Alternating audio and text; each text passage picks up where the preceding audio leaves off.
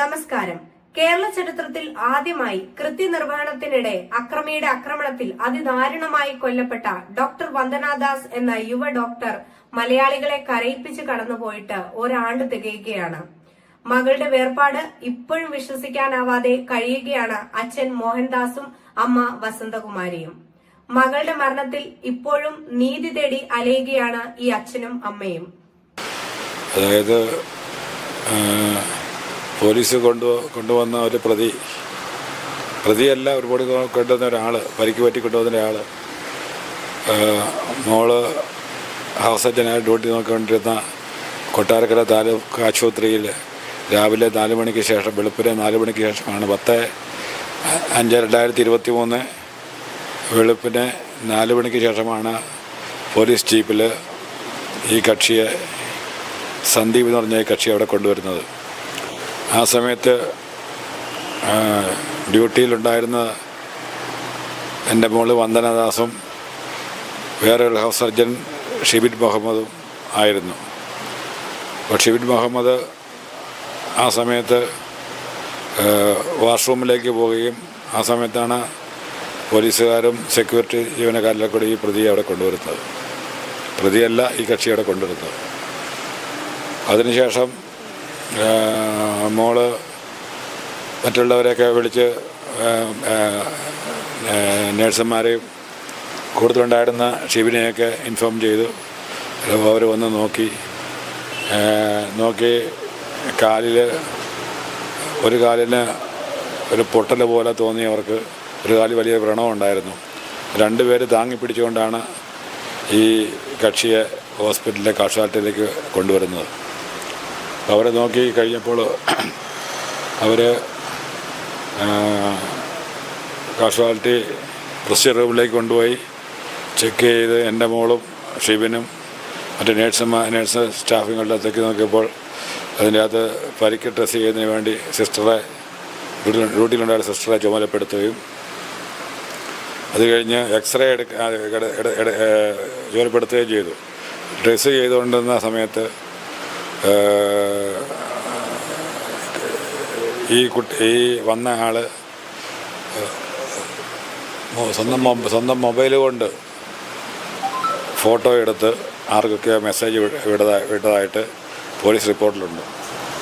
അപ്പോൾ അങ്ങനെ ഒരു പേഷ്യൻ്റ് ഇങ്ങനെ വരുമ്പോൾ സ്വാഭാവികമായിട്ടും പോലീസ് കൊണ്ടുവരുമ്പോൾ അവിടുത്തെ ഡ്യൂട്ടി ഡോക്ടർ, മെഡിക്കൽ ഓഫീസർ അവരെ അറിയിക്കണം. അതിനുവേണ്ടി മോള് തൊട്ടടുത്ത് തന്നെ അറസ്റ്റ് ചെയ്യുന്ന മെഡിക്കൽ ഓഫീസർ ഡോക്ടർ പൗർണമി അടുക്കിലേക്ക് പോവുകയുണ്ടായി.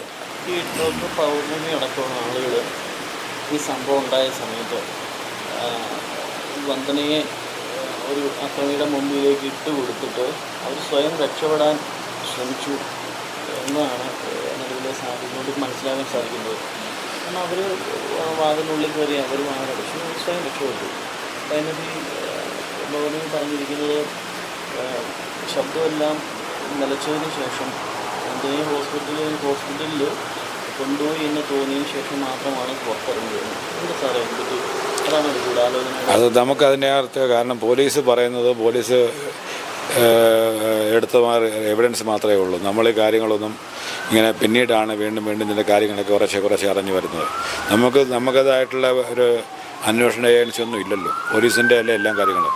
അപ്പോൾ അതിൻ്റെ അകത്ത് സമൂഹത്തിലുള്ളവരും അതുപോലെ മറ്റുള്ളവരുമൊക്കെ, പൊതുസമൂഹം അതിൻ്റെ അകത്ത് വീഴ്ചകളുണ്ട് എന്ന് സംശയിക്കുന്നതായിട്ട് പിന്നീട് നമുക്ക് മനസ്സിലായി. അതോടൊപ്പം തന്നെ 4 മണിക്ക് ശേഷം ഉണ്ടായ സംഭവങ്ങൾ ഇപ്പം പല രീതിയിലുള്ള കാര്യങ്ങളും പറഞ്ഞു കേൾക്കുന്നുണ്ട്. നമുക്ക് പറഞ്ഞു കേട്ട അറിവും പോലീസിൻ്റെ അറിവും മാത്രമേ ഉള്ളൂ. കൂടുതൽ എനിക്കതിനെക്കുറിച്ച് പറയാനിട്ട് ഇപ്പം നിയമപരമായിട്ടുള്ള ഒരു തടസ്സമുണ്ട്. കാരണം ഈ കേസ് കുറ്റപത്രം പോലീസ് കൊട്ടാരക്കര മജിസ്ട്രേറ്റ് കോടതിയിൽ കൊടുത്തതിന് ശേഷം അതിൻ്റെ വിചാരണ തുടങ്ങുന്നതിനുള്ള ആദ്യ പടികൾ നടന്നുകൊണ്ടിരിക്കുകയാണ്. കഴിഞ്ഞ നമ്മുടെ ആവശ്യപ്രകാരം ഗവൺമെൻറ് ഒരു പബ്ലിക് പ്രോസിക്യൂട്ടറെ, അഡ്വക്കേറ്റ് പ്രതാപ് ജി പടിക്കൽ എന്ന് പറഞ്ഞ ആളെ ചുമതലപ്പെടുത്തിയിട്ടുണ്ട് പബ്ലിക് പ്രോസിക്യൂട്ടർ നമ്മുടെ കേസ് അന്വേഷണത്തിന്. അപ്പോൾ അദ്ദേഹത്തിന് ഗവൺമെൻറ് ഉത്തരവ് കൊടുക്കുകയും കഴിഞ്ഞ 4-ാം തീയതി അദ്ദേഹം ആദ്യമായിട്ട് ഈ കേസിൽ പബ്ലിക് പ്രോസിക്യൂട്ടറുടെ കോടതിയിൽ ഹാജരാകുകയും ചെയ്തു. 4-ാം തീയതി ആയതിനു ശേഷം വീണ്ടും ഇന്ന് 8-ാം തീയതി ഈ പ്രതിയെ നേരിട്ട് കോടതിയിൽ ഹാജരാക്കുന്നതിന് വേണ്ടി കോടതി ഉത്തരവിട്ടിരുന്നു. ഇന്നും ഞങ്ങൾ Kottarakkara first class additional magistrate sessions കോടതിയിൽ പോയിരുന്നു. പ്രതിയെ ഹാജരാക്കി. ഇപ്പോൾ അവരുടെ വക്കീൽ സുപ്രീം കോടതിയിൽ എന്തോ ഒരു പെറ്റീഷൻ കൊടുത്തിട്ടുണ്ട് എന്ന് പറഞ്ഞൊരു ന്യായം പറഞ്ഞു. അതിനുള്ള പെറ്റീഷൻ നമുക്ക് കോപ്പി കിട്ടിയിട്ടില്ല, നമ്മുടെ വക്കീലിന് കിട്ടിയിട്ടില്ല. അത് ഇന്ന് തന്നെ കൊടുക്കും. അതിനുശേഷം 22-ാം തീയതി വീണ്ടും ഈ കേസ് മജിസ്ട്രേറ്റ് കോടതിയിൽ പോസ്റ്റ് മാറ്റിവെച്ചിരിക്കുകയാണ്. കൊല്ലം റൂറൽ എസ് പിയുടെ അന്വേഷണത്തിൻ്റെ റിപ്പോർട്ടിൻ്റെ അടിസ്ഥാനത്തിൽ DIG നിശാന്തിന് പോലീസുകാർക്കെതിരെ നടപടി സ്വീകരിച്ചിട്ടുണ്ട്. അത് വകുപ്പ് തന്നെ അന്വേഷണം പ്രഖ്യാപിച്ചിട്ടുണ്ടായിരുന്നു. അപ്പോൾ പോലീസിൻ്റെ ഭാഗത്തു നിന്നുള്ള അന്വേഷണം കാര്യക്ഷമമല്ല ഈ വിഷയത്തിൽ ഇതുവരെ നടന്നിരിക്കുന്നത് എന്നുള്ള ഒരു ബോധ്യത്തിൻ്റെ അടിസ്ഥാനത്തിലാണ് സാർ CBI അന്വേഷണം ആവശ്യപ്പെട്ടത്.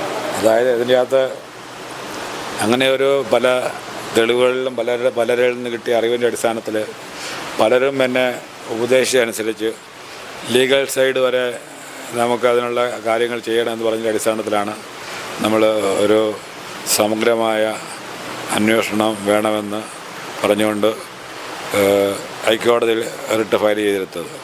മറ്റാർക്കും വിശ്വസിക്കാനാവാത്ത അനുഭവത്തിലൂടെയാണ് ഈ അച്ഛന്റെയും കുടുംബത്തിന്റെയും യാത്ര.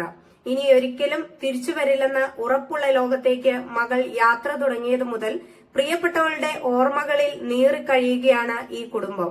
മകൾ മരണപ്പെടുന്നതിനു മുൻപ് കൊലപാതകി സന്ദീപ് വന്ദനയുടെ ചിത്രങ്ങൾ എടുത്ത് ആർക്കോ അയച്ചു കൊടുത്തെന്നും സംഭവത്തിൽ ഇനിയും കണ്ടെത്തലുകൾ ആവശ്യമാണെന്നും അതിനായാണ് CBI അന്വേഷണം ആവശ്യപ്പെട്ടതെന്നും വന്ദനയുടെ അച്ഛൻ പറയുന്നു. ഇതാണ് സംഭവം നടന്ന കൊട്ടാരക്കര ജനറൽ ആശുപത്രിയിൽ നിന്ന് 70 കിലോമീറ്റർ ദൂരെയുള്ള കിംസ് ഹോസ്പിറ്റലിലാണ് കൊണ്ടുപോകുന്നത്. നമ്മുടെ നിലവിൽ അങ്ങനെ കൊണ്ടുപോയെങ്കിൽ കൂടി അന്ന് പൗർണമി എന്ന് പറയുന്ന അല്ലെങ്കിൽ കൂടെ വർക്ക് ചെയ്തിരുന്ന മുതിർന്ന സീനിയർ ഡോക്ടർമാർ അവർ സ്വയം രക്ഷപ്പെടാൻ ശ്രമിക്കാതെ രക്ഷിക്കാനും ശ്രമിച്ചിരുന്നെങ്കിൽ പക്ഷേ മാരകമായ മുറിവേറ്റ് കിടന്ന വന്ദനയെ അടിയന്തര ചികിത്സ നൽകുക അല്ലെങ്കിൽ പ്രാഥമിക ചികിത്സ നൽകാൻ തയ്യാറായിരുന്നെങ്കിൽ ഒരുപക്ഷെ രക്ഷപ്പെട്ടവന്. അപ്പോൾ ഇതൊരു വലിയ പരാജയമാണെന്ന് സാറിനൊക്കെ തോന്നുന്നില്ല നമ്മുടെ അതിൻ്റെക്കുറിച്ച് കൂടുതൽ കാര്യങ്ങളൊക്കെ ഞാൻ തന്നെ നേരിട്ട് ഹൈക്കോടതിയിൽ 6 ബെഞ്ച് മാറി വരികയും 20 പ്രാവശ്യം കേസ് മാറ്റിവെക്കുകയും ചെയ്തതിന് ശേഷമാണ് 21-ാമത്തെ പ്രാവശ്യമാണ് ബഹുമാനപ്പെട്ട കേരള ഹൈക്കോടതി CBI എൻക്വയറിയുടെ നമ്മൾ കൊടുത്ത പെറ്റീഷൻ അത് റിജക്റ്റ് ചെയ്യുന്നത്. അതിനുശേഷം നടത്തിയ പത്രസമ്മേളനത്തിൽ ഞാൻ അന്നത്തെ സാഹചര്യമൊക്കെ വിശദമായിട്ട് പറഞ്ഞിട്ടുണ്ട്.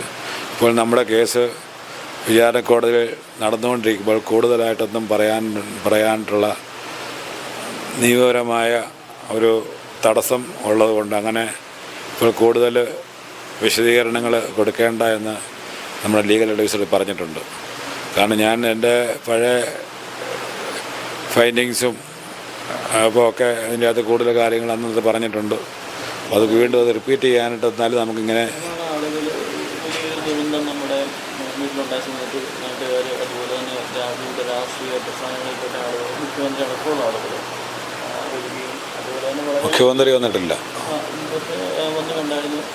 ഇവിടെയല്ല വന്ന് കണ്ടായിരുന്നു. അപ്പോൾ ആരോഗ്യമന്ത്രി അടക്കമുള്ള ആളുകൾ ഒരു വൈകാരിക പ്രകടനങ്ങൾക്ക് അപ്പുറത്തേക്ക് നമുക്ക് നീതി കിട്ടുന്ന തലത്തിലേക്ക് രാജ്യ സർക്കാർ സംവിധാനം ഇടപെട്ടിട്ടില്ല എന്ന് സാറിന് എനിക്ക് തോന്നുന്നു. ഇന്ന് എനിക്ക് മാത്രമല്ല പൊതുജന അത് സാമൂഹിക മാധ്യമങ്ങളിലും സമൂഹത്തിലുള്ളവരും അറിവുള്ളവർക്കും ഇതുമായിട്ട് ബന്ധപ്പെട്ടവർക്കൊക്കെ അങ്ങനെ ഒരു സംശയമുണ്ട് എന്ന് അവർ തന്നെ എന്നോട് പറഞ്ഞതിൻ്റെ അടിസ്ഥാനത്തിൽ അതിൻ്റെ അകത്ത് ഇത്രയും അറിവുള്ളവരും ബന്ധപ്പെട്ടവരൊക്കെ അങ്ങനെ പറയുമ്പോൾ അതിൽ ചില കാര്യങ്ങളുണ്ട് എന്ന് സ്വാഭാവികമായിട്ടും മറ്റുള്ളവരെ പോലെ ഞാനും സംശയിക്കുന്നുണ്ടായിരുന്നു.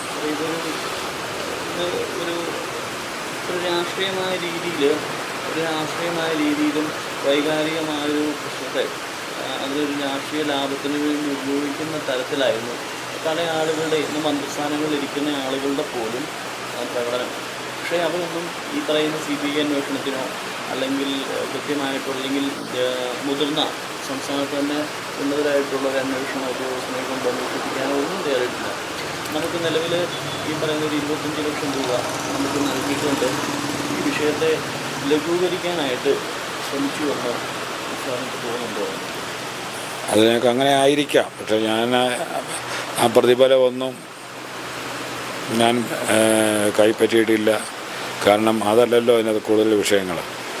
അതിൻ്റെ എന്തെങ്കിലും സത്യാവസ്ഥകൾ പലരും പല അറിവുള്ളവരും ലീഗൽ ഡിപ്പാർട്ട്മെൻറ്റും നമ്മുടെ കുറേ സുഹൃത്തുക്കളും ഒക്കെ പറഞ്ഞതിൻ്റെ അടിസ്ഥാനത്തിൽ പല കാര്യങ്ങളും വീണ്ടും വീണ്ടും അന്വേഷിച്ച് വരുമ്പോൾ അതിൻ്റെ കിട്ടുന്ന തെളിവുകൾ, അതിന് കിട്ടുന്ന വിവരങ്ങളൊക്കെ പല കാര്യങ്ങളും അതിൻ്റെ അകത്ത് ഉണ്ട് എന്ന് അവർ സംശയിക്കുന്ന പോലെ തന്നെ സംശയങ്ങൾ ഞങ്ങൾക്കും ഉണ്ടായിട്ടുണ്ട്. പല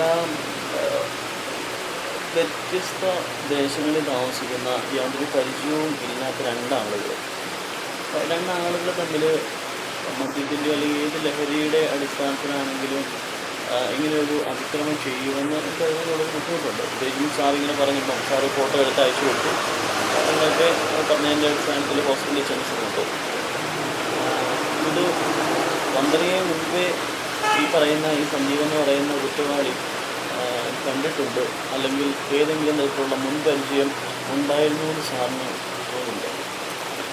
അതിനെക്കുറിച്ച് ആധികാരികമായിട്ട് നമുക്ക് പറയുവാൻ സാധിക്കില്ല. കാരണം പോലീസ് ആദ്യത്തെ 3-4 മാസം നമുക്ക് ഇപ്പോഴും തന്നെ ഞങ്ങൾ നോർമലൊന്നും ആയിട്ടില്ല. അപ്പം കേസിൻ്റെ ആവശ്യം പ്രമാണിച്ച് ഞങ്ങൾ കൊല്ലത്തിന് ചെല്ലണമെന്ന് പറഞ്ഞുകൊണ്ട് പോയെന്ന് മാത്രമേ ഉള്ളൂ. അപ്പം അതിനെക്കുറിച്ച് നമ്മളൊരു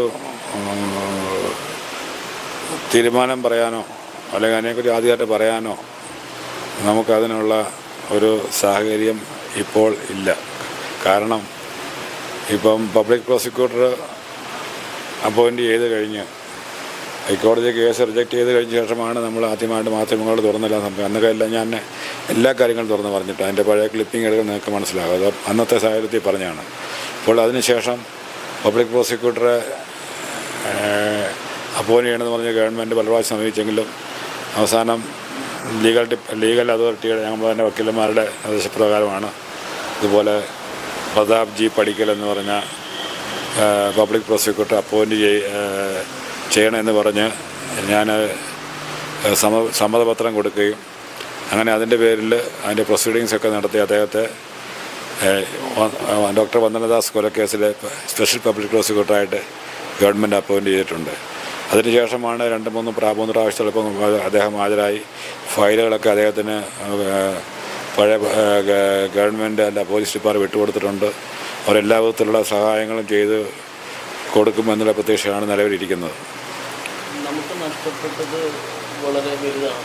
അപ്പോൾ നിലവിൽ ഈ സാഹചര്യത്തിൽ എന്താണ് സാറിൻ്റെ ആവശ്യം? എന്നാൽ ഈ CBI അന്വേഷണം മാത്രമല്ല, നമുക്ക് കൃത്യമായിട്ടുള്ളൊരു ശിക്ഷ കിട്ടണം എന്ന് തന്നെയല്ലേ?